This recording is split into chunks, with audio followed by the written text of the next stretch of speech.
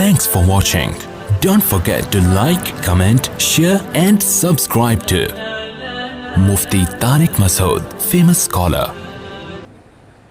حضرت عمر رضی اللہ تعالی عنہ احترام بڑے کیا کرتے تھے. آج تھوڑا سا کوئی عہدہ مل جائے نا تو انسان اپنی اوقات بھول جاتا. تکبر اس لیے کہ وہ اس کو اللہ کی طرف سے بھیک نہیں سمجھتا. جس کو کوئی چیز بھیک میں ملی ہوتی ہے تو وہ کبھی بھی اتراتا نہیں ہے. دیکھو آپ کے پاس کچھ بھی نہیں تھا پہننے کے لیے, بھکاری بن کے کسی کے در پہ گئے, سیٹھ صاحب نے آپ کو ایک ٹائی دے دی, 3 پیس سوٹ دے دیا, بنیان دے دیا ہے بھائی, اور شیمپو دے دیا کہ نہا لو. نہا کے آپ نے ٹائی وائی پہنی, اب آپ اسی کے سامنے اکڑ رہے ہو اور لوگوں کو یوں کر کے دکھا رہے ہو, تو وہ بولے گا بھائی میں نے دی ہے, واپس لے لوں گا میں. تو جو چیز بھیک میں ملی ہوتی ہے انسان اس پہ اکڑتا نہیں, اور جو اپنے پیسوں سے خریدی ہوتی ہے اس پہ اکڑتا ہے. خود گئے طارق روڈ میں شاپنگ کی آپ نے, اپنی تنخواہ میں سے, آپ کو تنخواہ ملی تھی, اچھی تنخواہ ہے آپ کی, وہاں سے 3 پیس سوٹ ٹائی پہن کے آئے, اپنی گاڑی میں بیٹھے, پھر آپ ایسے ایسے کر کے گھوم رہے ہیں. کوئی شرمندہ نہیں کرے گا آپ کو, بولے گا بھائی السلام علیکم, اللہ نے آپ کو دیا ہے. تو اللہ کہہ رہے ہیں یہ جو تمہاری اپنی چیزیں یہ بھی اپنی نہیں ہیں, یہ سب میں نے دی ہیں. یہ جو تنخواہ آپ کو مل رہی ہے یہ تنخواہ کہاں سے آ رہی ہے؟ یہ جو آپ کی کمپنی کی ارننگ ہے یہ تو قدرت کی پیداوار ہے نا, جو اللہ پیدا کر رہا ہے. کپاس اللہ نے پیدا کی, اس سے کپڑا بنتا ہے, تو آپ ٹیکسٹائل مل میں جاب کر کے تنخواہ لے رہے ہوتے ہو. یہ تو سب اللہ کی طرف سے بھیک ہے. آپ شوگر مل میں مینیجر لگ گئے بھائی, تو شوگر پیدا کون کر رہا ہے؟ یہ گنے اللہ پیدا کر رہا ہے. آسمان سے پانی برستا ہے اور وہ میٹھے لکڑیاں پیدا ہو جاتی ہیں, اس سے میٹھی میٹھی لکڑیاں پیدا ہو جاتی ہیں شہد جیسی, اس سے رس نکلتا ہے. ایک بارش ہے جو دنیا کی ہر چیز پیدا کر رہی ہے, ایک پانی ہے جو دنیا کی ہر چیز پیدا کر, تبھی پانی بند, سب کچھ ختم. تو یہ سب چیزیں بھیک میں ملی ہیں. تو حکومت بھی کس میں ملی ہے؟ بھیک میں. تو حضرت عمر جانتے تھے کہ مجھے جو حکومت ملی ہے کس میں؟ اللہ نے بھیک میں دی ہے, یہ میرا کمال نہیں ہے. تو لہذا بڑوں کا احترام کرتے تھے. حضرت خولہ بنت ثعلبہ رضی اللہ تعالیٰ عنہ کا بڑا دلچسپ واقعہ ہے. حضرت خولہ بنت ثعلبہ جو تھیں, ان کے شوہر نے ان سے زہار کیا. زہار کہتے ہیں کہ انتی علیہ کظہر امی, بیوی کو اپنے ماں کے کسی محترم عضو سے تشبیہ دے دینا کہ تم مجھ پر ایسے ہو جیسے میری ماں کی طرح ہو. تو عرب میں یہ الفاظ طلاق کے سمجھے جاتے تھے. تو جب ان کے شوہر نے یہ الفاظ کہے تو یہ پریشان ہو گئے کہ طلاق ہوئی ہے کہ نہیں ہوئی ہے. نبی صلی اللہ علیہ وسلم کے پاس آئیں, فتح مکہ کے بعد کا واقعہ یہ. عرض کیا یا رسول اللہ, کیا میں اپنے شوہر پہ حرام ہو گئی؟ آپ نے فرمایا حرام ہو گئی. وہ بار بار اللہ کی طرف دیکھتی کہ اللہ کوئی صورت پیدا کر دے. چھوٹے چھوٹے بچے بھی تھے, شوہر سے بہت محبت بھی تھی. پھر جاتی ہیں, پھر واپس آتی ہیں, یا رسول اللہ. جیسے لوگ طلاق دیتے ہیں نا بیوی کو, تو پھر عورتیں بھی آتی ہیں, مرد بھی آتی ہیں, مفتی صاحب 3 دے دی ہیں کچھ. تو ہمارے نبی کیا کہہ رہے تھے کہ طلاق یعنی نکاح ختم, حرام ہو گئی ہو ہمیشہ کے لیے. اس لیے کہ آپ اپنی طرف سے, تو مفتی بھی اپنی طرف سے کچھ نہیں بتا سکتا. جب بار بار آئیں اور آسمان کی طرف دیکھتی تو اللہ نے آسمان سے آیتیں نازل کی. قد سمع اللہ, 28ویں پارے کا پہلی آیت, قد سمع اللہ قول التی تجادلک فی زوجہا, تحقیق سن لی اللہ نے بات اس عورت کی جو اے نبی اپنے شوہر کے بارے میں آپ سے جھگڑا کر رہی تھی. واللہ یسمع تحاورکما, اللہ تمہاری سرگوشیوں کو, باتوں کو سنتا ہے. اور پھر اللہ نے آیتیں نازل کی, والذین یظاہرون منکم من نسائہم, جو لوگ اپنی بیویوں کو ماں کے کسی عضو سے تشبیہ دے دیں, زہار کریں, تو اس طرح کہنے سے ان کی بیویاں حقیقت میں ماں نہیں بن جاتی. یہ طلاق کا جملہ نہیں ہے, نہ اس سے طلاق ہوگی, نہ بیوی حرام ہوگی, لیکن یہ بری بات ہے. تو بری بات کی سزا یہ ہے کہ جو شوہر ایسا جملہ کہے گا تو وہ بیوی کے قریب نہیں جا سکتا جب تک کہ ایک غلام کو آزاد نہ کر دے. اور جس میں غلام کی طاقت نہیں ہے وہ 60 روزے لگاتار رکھے.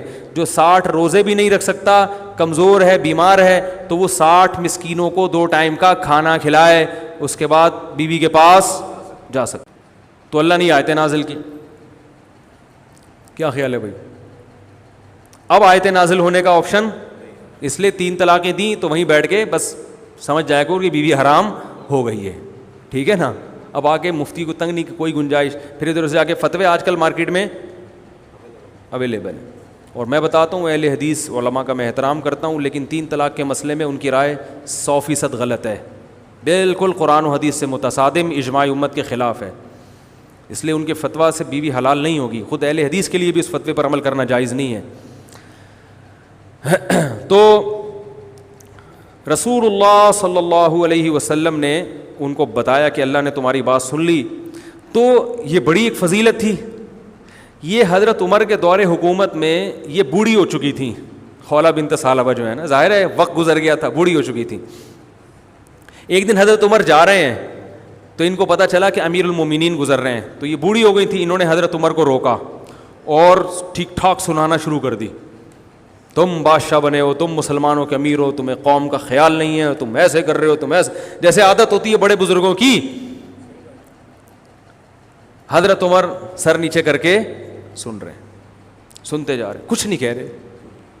تو حضرت عمر رضی اللہ تعالیٰ عنہ اتنے بڑے امیر، لوگ کانپتے ہیں ان کے نام سے، اور ایک بوڑھی عورت کھڑے ہو کر ڈانٹ رہی ہے، سمجھا نہیں رہی، ڈانٹ رہی ہے، بولتی جا رہی ہے، چپ ہی نہیں رہی۔ تو وہ جو حضرت عمر کے خادم تھے نا، انہوں نے کہا کہ قد اکثرتی یا خولا، بہت زیادہ کر دیا آپ نے نصیحت، امیر المومنین ہے، تھوڑا خیال کرو۔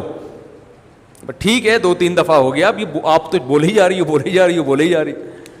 حضرت عمر نے ان کو خاموش کرا دیا، اپنے خادم کو، فرمایا کہ اگر یہ عشاء کے بعد کا یہ واقعہ ہے، فرمایا اگر یہ عشاء کے بعد سے فجر تک بھی مجھے کہتی رہے گی تو عمر اس کی بات سنتا رہے گا، کیونکہ یہ وہ عورت ہے جس کی بات کو اللہ نے آسمانوں پہ سنا ہے۔ تو عمر کون ہوتا ہے اس کی بات کو سننے سے انکار کر دے؟ یہ وہ عورت ہے جس کی بات اللہ نے 7ویں آسمان پہ سنی ہے۔ یہ آئی تھی نا نبی کے پاس گنجائش پیدا کریں، تو قد سمع اللہ نے آیتیں نازل کی، اللہ نے سن لی اس عورت کی بات جو اپنے شوہر کے بارے میں آپ سے جھگڑ رہی تھی۔ تو جس کی بات اللہ 7ویں آسمان پہ عرش پہ بیٹھ کے سن رہا ہو، عمر کیسے کہہ سکتا ہے کہ بس کر میں نہیں سننا چاہتا؟ تو یہ بھی وہی ہے اللہ کا خوف۔ یہ کہاں سے آیا؟ قرآن سے آیا۔ کوئی اقوام متحدہ نہیں تھی اس وقت، یہ کوئی بین الاقوامی عدالت نہیں تھی جس کے پاس دنیا کیس لے کے جاتی کہ یہ ہماری بات نہیں سن رہے۔ جب تک اللہ کا خوف نہ ہو، آخرت نہ ہو، انسان کا بچہ بن ہی نہیں سکتا، اور دنیا میں ظلم ہوتا رہے گا، اور اپنے اوپر بھی انسان ظلم کرتا رہے گا، اپنے اوپر بھی۔ دیکھو میں سگریٹ نہیں پیتا الحمدللہ، میں چرس نہیں پیتا، میں ہیروئن نہیں پیتا، یہ کیوں؟ اسلام کی وجہ سے نا۔ اگر آپ نہیں پی رہے تو کس کی وجہ سے؟ خدا کی قسم ایک دن کے لیے اسلام کو ہٹا دو تو دیکھو یہاں آدھے سے زیادہ لوگ شراب پینا شروع کر دیں گے۔ اپنی جان پہ ظلم ہے یا نہیں شراب پینا؟ بتاؤ میرے بھائی۔ حضرت عمر کو پتہ چل گیا کہ میں اگر سوؤں گا اور کوئی بھوکا سو گیا تو میری خیر نہیں ہے، میری خیر، مجھے دنیا میں کوئی نہیں پوچھتا، آخرت میں پوچھا جاؤں گا۔